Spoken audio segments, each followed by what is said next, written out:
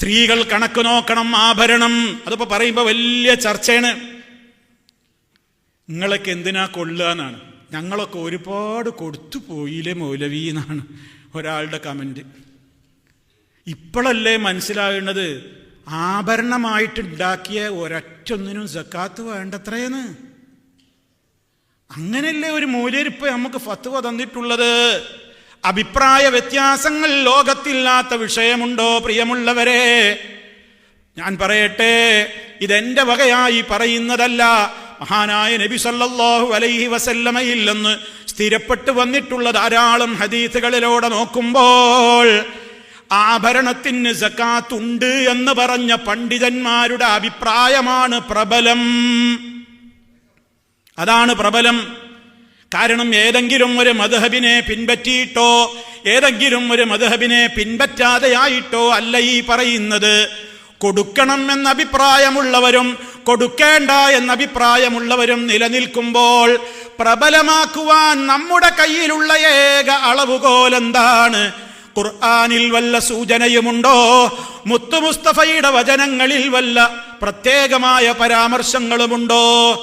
ഉണ്ട് എന്നാണ് സക്കാത്ത് കൊടുക്കണം എന്ന് പറയുന്ന മഹാന്മാരായ പണ്ഡിതന്മാര് തെളിവിനായി കൊണ്ടുവരുന്നത്.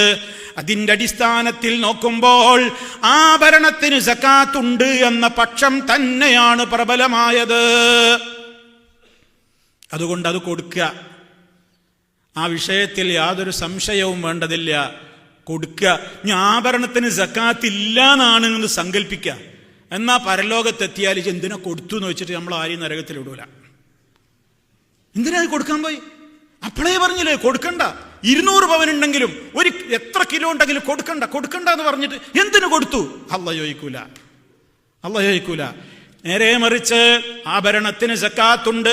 ഓ പെണ്ണേ, നിന്റെ കയ്യിലുള്ള ആ വളക്ക് പകരം നരകത്തിലെ തീ കൊണ്ട് ഉരുക്കിയിട്ടുള്ള വളകൾ നിന്റെ കൈകളിൽ അണിയിക്കുന്നത് നിനക്ക് ഇഷ്ടമാകുമോ എന്ന് മുത്തു മുസ്തഫായുടെ ചോദ്യം കേട്ട ആ പൊന്നു ഉമ്മ ആ 2 വളകളും ഊരിയിട്ട് ഹുമാലില്ലാഹി വലി റസൂലിഹി, ഇത് അല്ലാഹുവിനും അല്ലാഹുവിന്റെ റസൂലിനും ഇരിക്കട്ടെ എന്ന് പറഞ്ഞു ഭയത്തോടുകൂടെ ഊരിക്കൊടുത്ത രംഗമതാ ഹദീസിൽ കാണുന്നു.